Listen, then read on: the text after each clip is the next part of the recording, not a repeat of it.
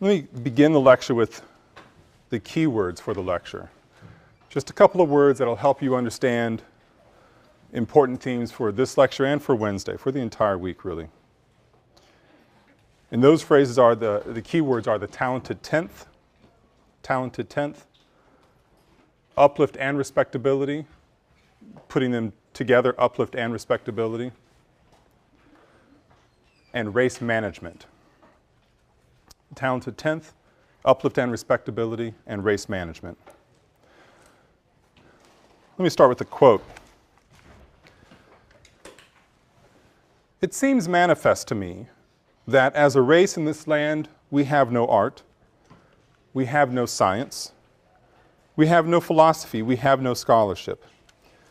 Individuals we have in each of these lines, but mere individuality cannot be recognized as the aggregation of a family, a nation, or a race, or as the interpretation of any of them. And until we attain the role of civilization, we cannot stand up and hold our place in the world of culture and enlightenment. And the forfeiture of such a place means inferiority, repulsion, drudgery, poverty, and ultimate death. Quote is from a man named Alexander Crummell, from one of his final essays called Civilization, the Primal Need of a Race. Civilization, the Primal Need of the Race. You'll see in this lecture, and perhaps even identified a tiny bit in this quote, some linkages to the last lecture, thinking about manliness and civilization, and Ida B. Wells Barnett and the kinds of claims she was making about the white South, that they're lacking in both. Today we're talking, the reason there's a linkage there, we're talking about the same era, generally speaking. This week, we're going to move from essentially the 1880s into the first decade of the 1900s, just to give you a chronological bearing. And that overlaps a lot with the lecture I had on Wednesday dealing with Ida B. Wells' anti-lynching crusades as well. Now, I started the lecture with Alexander Crummell, and let me explain why. I think he's a nice vehicle through which we can understand a lot of the themes of this week's lectures. Crummell was a black man, born into a free family in 1819. His family was essentially a minority within a minority.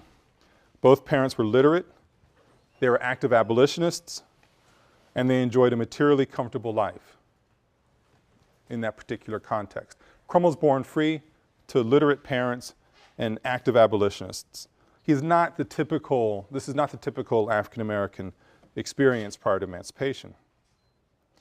He's educated by his father and at private schools throughout the Northeast, although not without controversy. In one of the schools he came to in New York, when the townspeople learned that they were going to educate free blacks at that school, really just a one-room house, they hitched oxen to the house and pulled it into a swamp. Anyway, Crummell does get an education, becomes a minister, and then heads off to Cambridge University in 1845. Crummell's departure for England and his subsequent classical training marked a watershed moment in his personal and intellectual development. He originally left the U.S. only to obtain a degree from Cambridge and raise money to build a new church back in the United States. Now, he leaves in 1845. He does not come back to the U.S. except for two very brief visits. He does not come back to the U.S. until 1872. So he is gone from the country during the Great Sectional Crisis. Goes to England in 1845. He doesn't stay in England the whole time.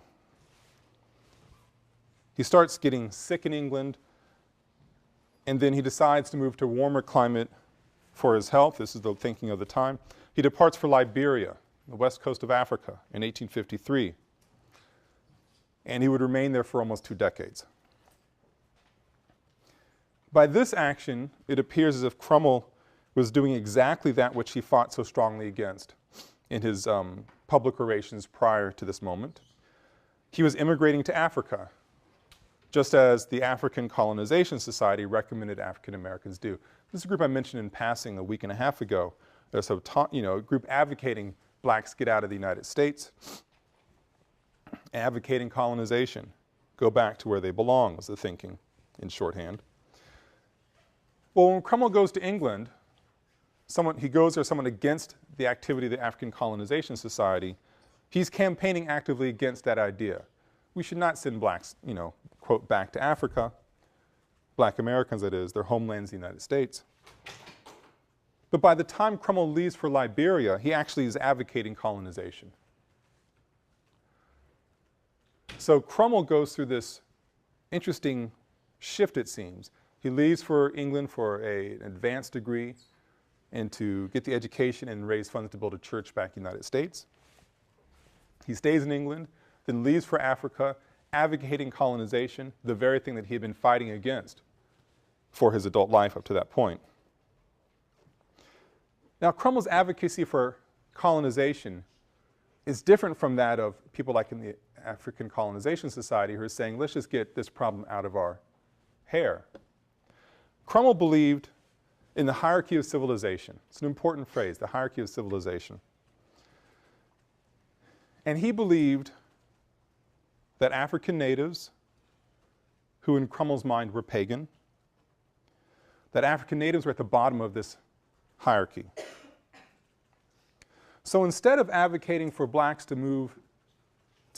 Americans to move to Africa to solve an American problem, he's calling for black Americans to move to Africa to solve an African problem and a Christian problem. Cromwell believed that at one time black Africans were at the top of the civilizational ladder, top of the hierarchy. But over time, with technical innovation and divine providence, very important, he believed that Europeans, especially the English, were now at the top of the hierarchy, top of this ladder.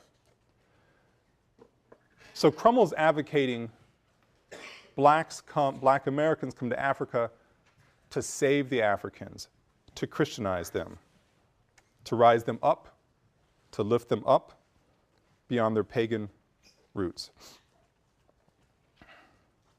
Eventually, Cromwell becomes frustrated in Liberia with his attempts to civilize the natives through religious and educational salvation. He returns to the United States to head up one of the most prominent churches in Washington, D.C., St. Luke's Episcopal, serving a predominantly black and almost exclusively wealthy black community. Comes back in 1872, heads up this church and really helps expand it and grow it, and he dies in 1898. Now, what does all this have to do with today's lecture? Cromwell, Cromwell embodies many of the important elements that define black leadership and elite life in the second half of the 19th century. Although he did not coin the phrase, Cromwell lived the ideology that suggested the talented tenth will be the ones to save the race. Although he did not live long enough to see it mature, Cromwell founded the American Negro Academy. More about that in a few minutes. Cromwell founded the American Negro Academy, which took as its explicit mission to save the race via the profound ideas of the talented tenth. And although Cromwell sees himself certainly as at least a political progressive, if not a radical, one can see in this quick glimpse, this tour of his biography, a notion that blacks had not attained sufficient greatness to be considered contributors to the civilized world. You can see in this kind of sentiment an inherent conservatism. And in this way, Cromwell's a race manager. So much of his project is about trying to find a way to save the race, to manage its problems and its solutions. Again, the key words for today are talented tenth, uplift and respectability, and implicit in both race management. As I stated a few minutes ago, the lecture, this week's worth of lectures, lingers between around 1890, 1910, an era famously referred to, at least famously in the black community, as the nadir, the worst part, the N-A-D-I-R, the nadir, the worst part of the free black experience. We saw last week frightful representations of white control via lynching.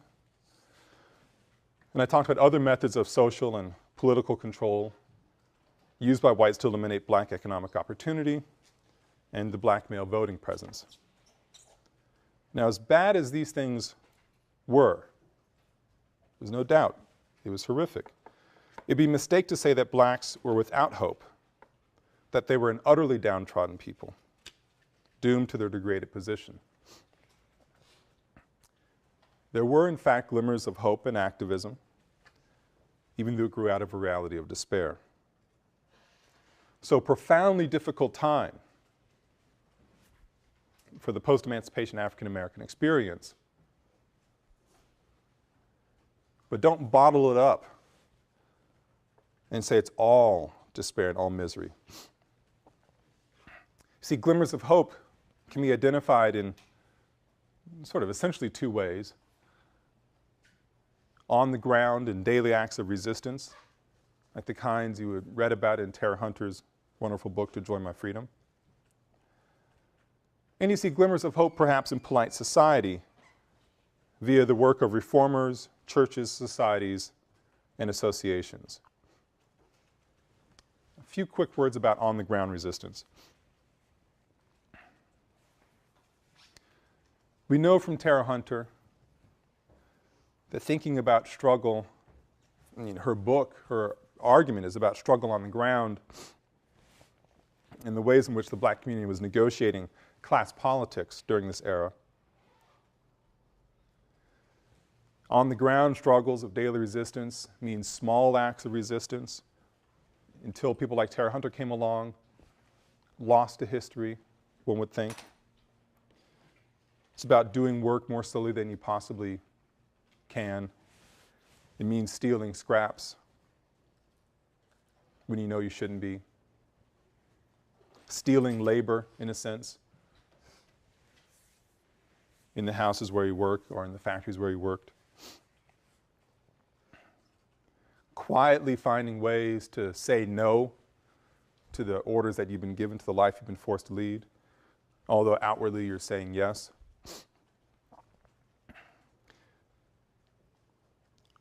You can't discount these small acts of daily resistance. They are important.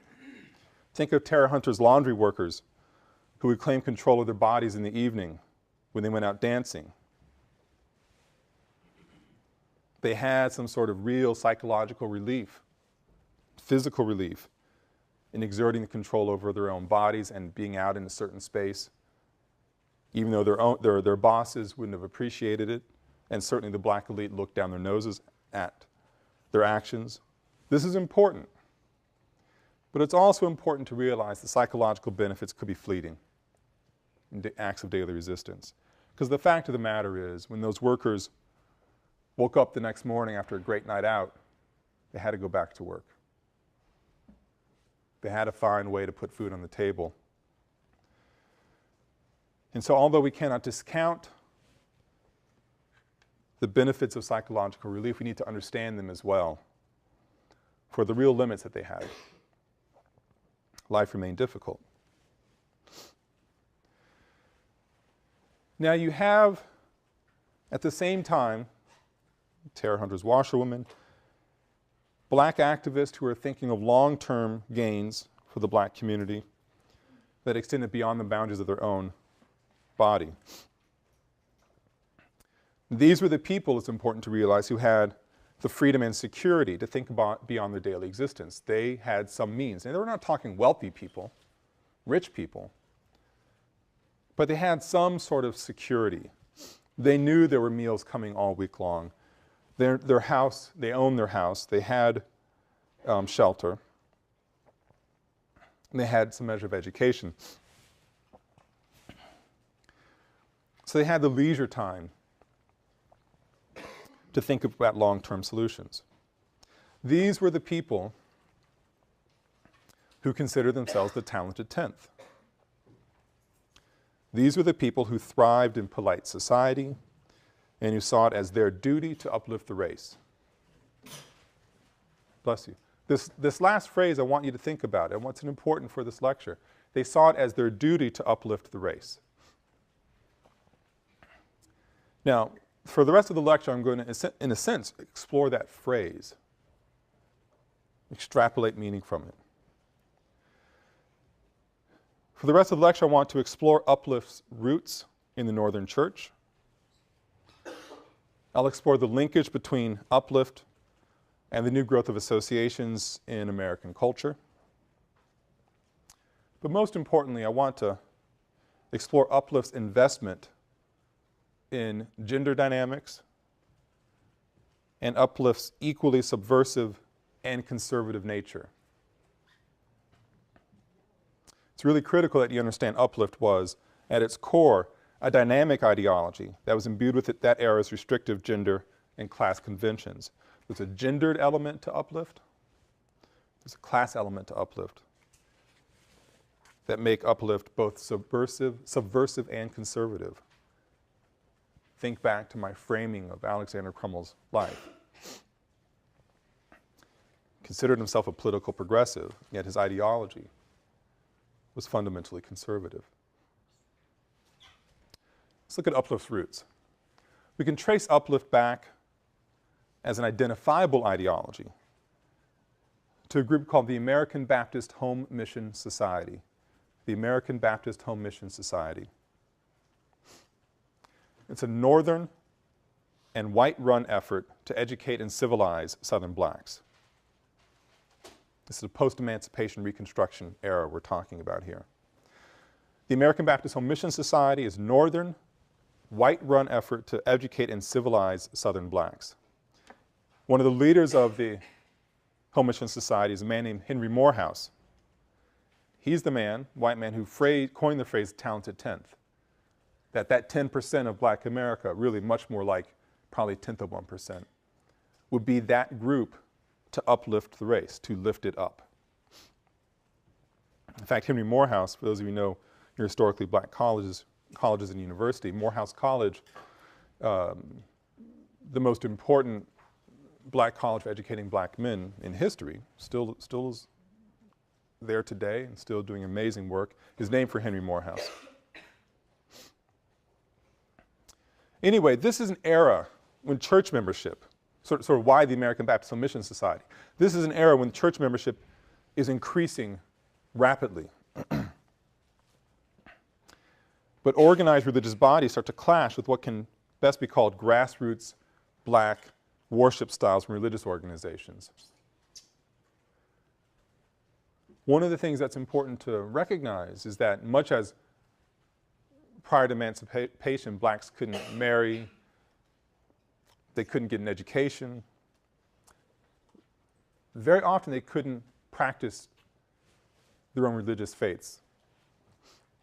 Certainly not openly and publicly. So you see a sort of a boom within black America, a public exhortation or demonstration of the desire to practice faith. But they wanted to do it in their own ways and form their own religious organizations.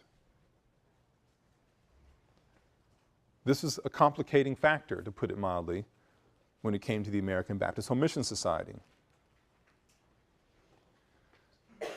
The Home Mission Society was coming down from the north, setting up schools and churches, setting up schools in the sort of the same spirit as the Freedmen's Bureau, setting up churches, Baptist churches, setting up an order of prayer, systems of practice, to educate and civilize through faith and adherence to the Bible and Christian ethics, so to save the race. Well, blacks begin to bristle at the fact that they are not allowed by the American Baptist Home Mission Society structure, that they aren't allowed to contribute to the Sunday school teaching literature. Whatever they had to teach on a Sunday was, quote, given to them by this northern church.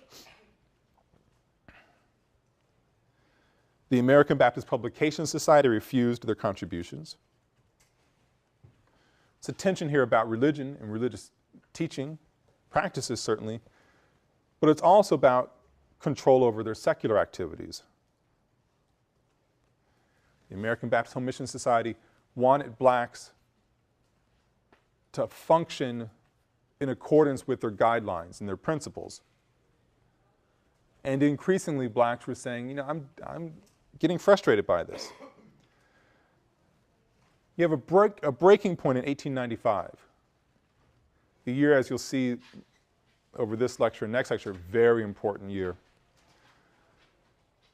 Serious breach appears in 1895 when a number of blacks come together, Southern blacks, too frustrated any longer to abide by the American Baptist Home Mission Society's edicts, and forms its own society, the National Baptist Convention. The National Baptist Convention is created by and about blacks. It's organized to establish black control over the church, their churches, their religious practices and secular activities.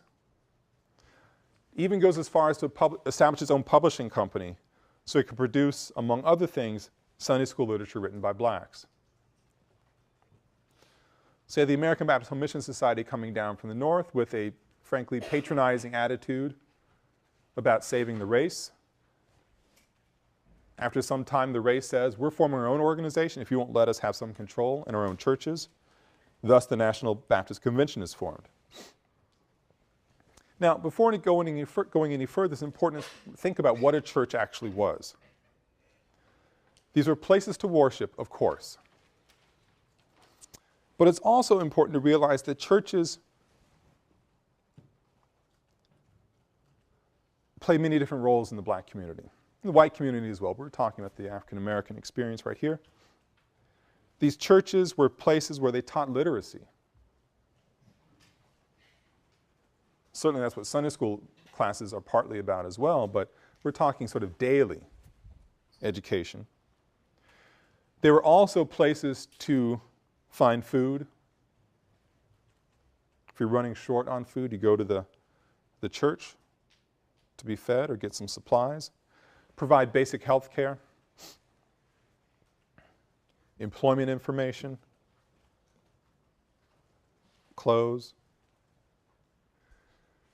So the church was not just a place functioning in the black community as a site on Sundays to be in deep reflection and other days to seek solace. It was doing that certainly, but also feeding, educating, clothing the black community and providing basic health care as well. So the church needs to be understood as what one scholar calls a discursive space in the black public sphere, whose very conscious role was to uplift the race. A discursive space in the black public sphere whose very conscious role was to uplift the race. Saving the race through God, through food, through education, through clothing, through health care, across the board. So churches were religious and secular spaces. Now, in addition to the growing secular activity of the black church, there's a rapid expansion of intellectual, social, and literary societies in black America. And this is a phenomenon across the races in the United States during this time, the late 19th century. It's important to realize the significant organizations in black America weren't just the churches. There's cultural and intellectual societies as well. As far as black America was concerned, these societies, these associations, were all a part of the struggle to become self-sufficient.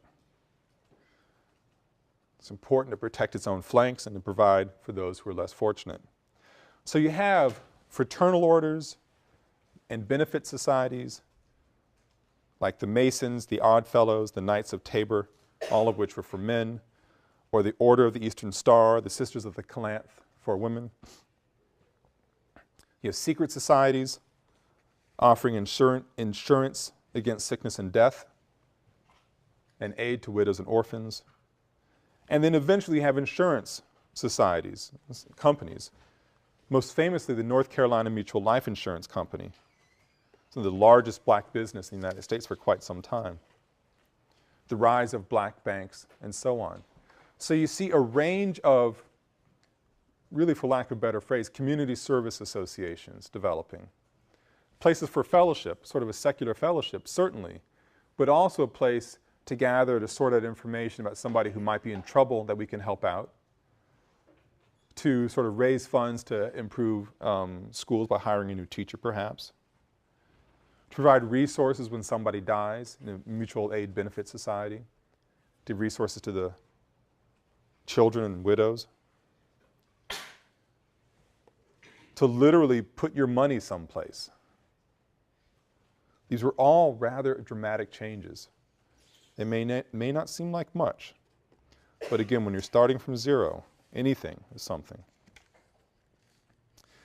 So in addition to these service societies, you have intellectual societies like the American Negro Academy, founded in 1897.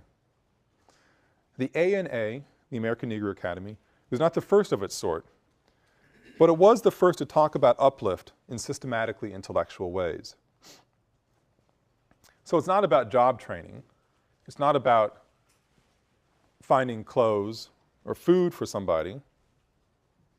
It's about saving the race through the power of the intellect and through training. The ANA was limited to 20 or so leading men of the race. This would be the phrase of the time. Women were not allowed. And the goal of the ANA, those 20 leading men, would be to develop the next generation of leaders to solve America's racial ills. It's a rather ambitious goal, but that was it, quite literally. W.E.B. Du Bois, someone who, a lot of you may see Du Bois, you see the name, it's Du Bois, that's the way his family pronounced it. W.E.B. Du Bois, who we'll hear more about tomorrow and we'll hear about intermittently throughout the course, a man of incredible importance in 20th century African American experience. Du Bois had just received his PhD from Harvard and is the first vice president of the organization. He's Alexander Crummel's protege. As I said before, the ANA was exclusive to men. It's an organization that really lasts about 25 years before it falls apart. I can't say that it changes much of anything. Establishes a journal, it publishes ideas, it has lectures. Early on, it allowed one woman to lecture before its august body. But that was sort of, I mean, I'm simplifying it, but the ANA did not offer much in transactional change for black America. But it's articulating a vision that the way to save the race was through developing the intellect, civilizing the race with its most educated men.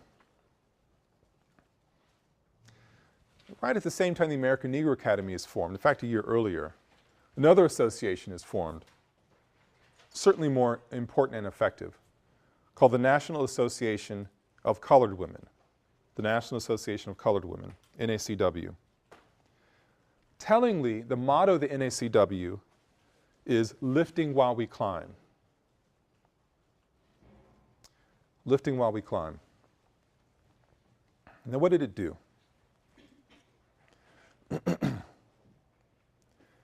It was sort of an amalgamation of the American Negro Academy ethos and the American Baptist Home Mission Society and National Baptist Convention.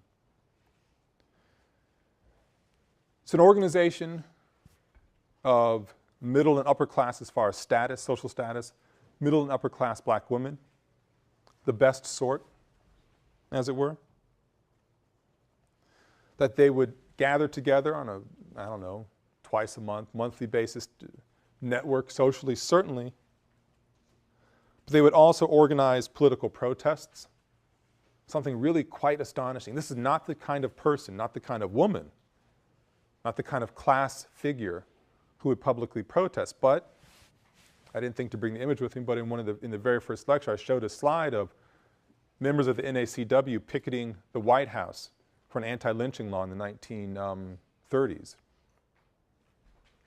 These are women who'd walked the picket line to press a political point. And they also conducted basic agitation for child welfare reform. So they're trying to network amongst themselves, raise the political stakes, and also agitate for child welfare reform.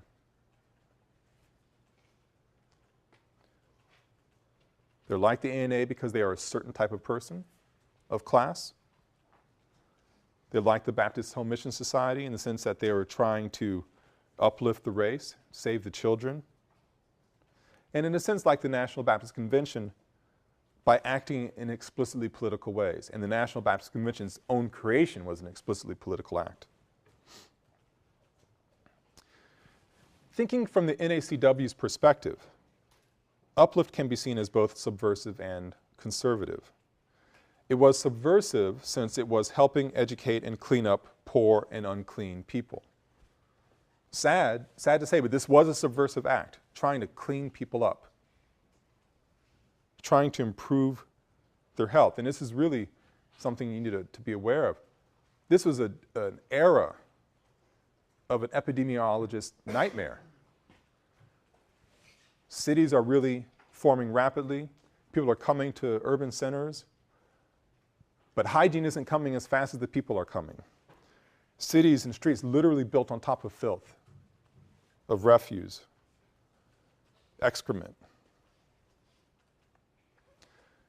Disease is in the air. Tarenter lays this out in her book. All these campaigns to teach proper hygiene habits. It wasn't just about nice manners and a white dress. These are life and death kind of skills they're trying to teach the poor and the unclean. Trying to wage anti-tuberculosis campaigns, for instance. So the NACW is trying to do something radical by trying to help educate and clean up people who were ignored by society. But it was also, and it was also subversive for the way to engage in explicit acts of political resistance, like picketing, advocating anti-lynching, the passage of anti-lynching law, lobbying people. But Uplift from the NACW's perspective, or the way it interpreted Uplift, was also quite conservative because NACW membership recognized in itself the express need for them to clean up the race. That the duty, I used the word earlier in the lecture, it was the duty of the black middle and upper class, especially the women, to save the race, to clean it up, and to get the poor and dirty blacks, Southern blacks, to learn how to behave respectably. Think back to the last lecture, the manliness and civilization, respectability floating through all of that. To the women of the NACW, they had a lot of work to do. Most blacks were unclean and poorly behaved and uneducated. So Uplift taken all together then, radical and conservative, but essentially a manifestation of white middle class propriety that these black Victorians grew up in, took it as their own, and tried to perfect it for the next generation. Black women felt a sense of duty. These black middle class women and upper class women felt a sense of duty, and they had a special ability from their self-conception. They had a special ability to save the race. Anna Julia Cooper, the leading black feminist theorist of her day, who was also a leading educator, having taught at Dunbar High School. Actually, I want to talk about Dunbar for just a few seconds because it's actually a remarkable institution. I'll probably mention it in a few weeks. Anna Julia Cooper taught mathematics at what was actually the M Street High School at the time in Washington, D.C. Its name is changed eventually to Dunbar.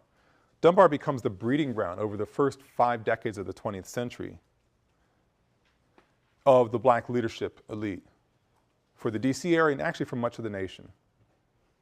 If you look at a lot of black political leaders, you will often see Dunbar High School on the resume. So, you know, talking about a leading intellectual teaching at a high school and that how can that be important? Dunbar was not your typical high school.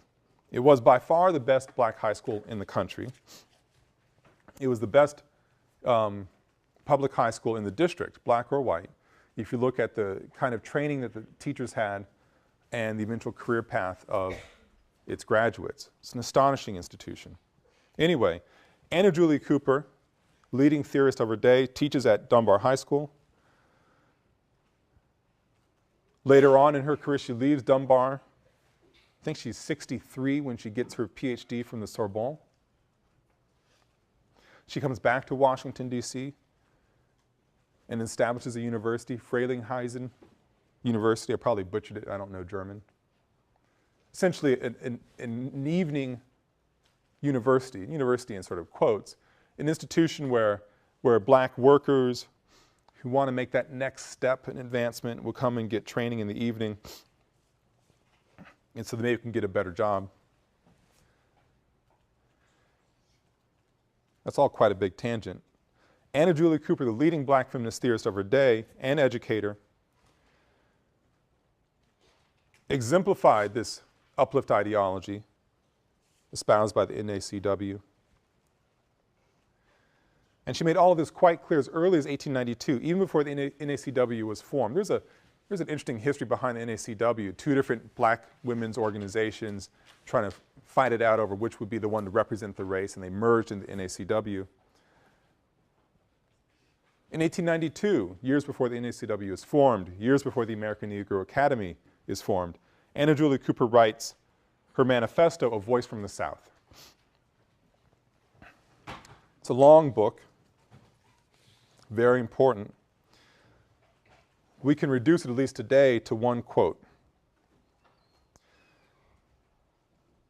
Cooper says in A Voice from the South, "Only the black woman can say where and when I enter, in the quiet, undisputed dignity of my womanhood, without violence, and without suing or special patronage, then and there the whole Negro race enters with me."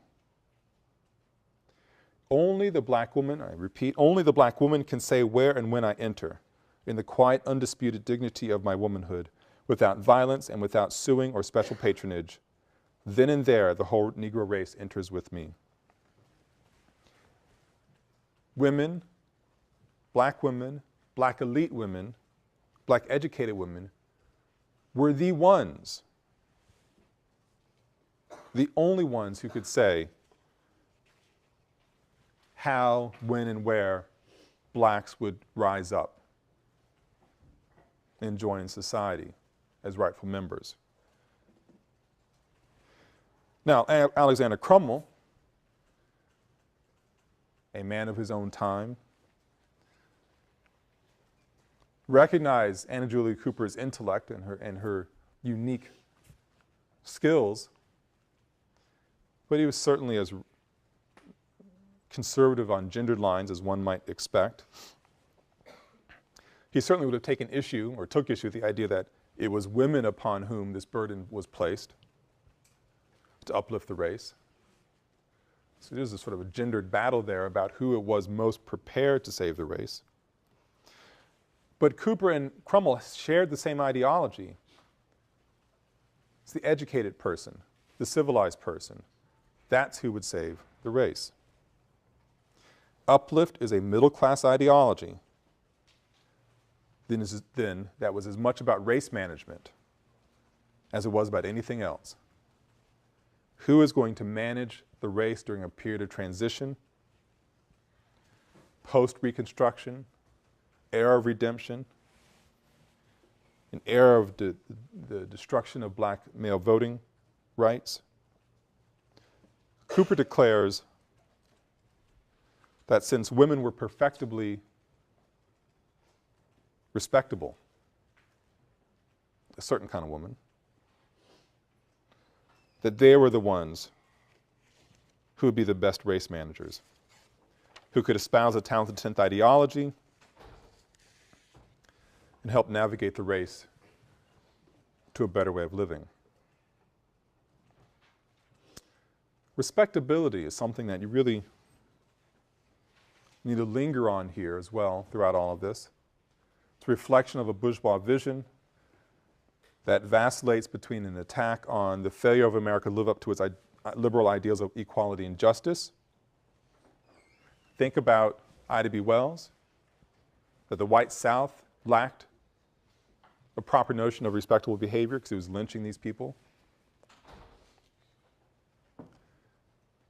So respectability could vacillate between an attack on the failure of America to live up to its liberal ideals, like Ida B. Wells did, or respectability could be used as an attack on the values of lifestyles of the very blacks who transgressed this white middle class propriety. It cuts both ways.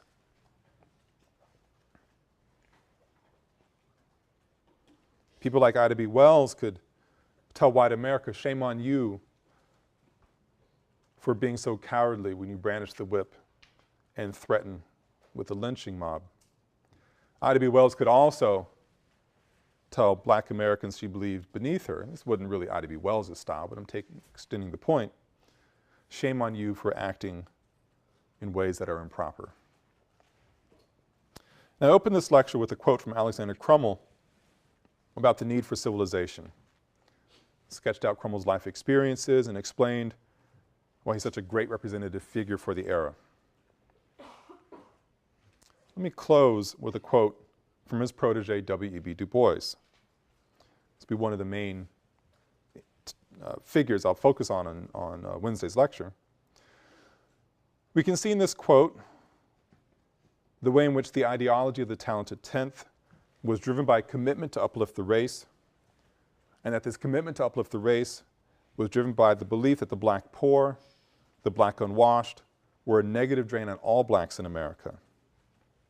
Again, uplift was race management. And by the way, for those of you who know a thing or two about W.E.B. Du Bois and the phrase talented 10th, these two are linked. Because Du Bois does write about the talented 10th, but he's not the person who coins the phrase. He uses it from Morehouse's American Baptist Home Mission Society, just so you're straight on this issue. Anyway, Du Bois says the following: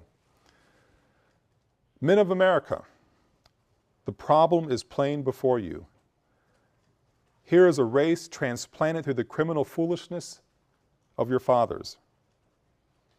Whether you like it or not, the millions are here, and here they will remain. If you do not lift them up, they will pull you down.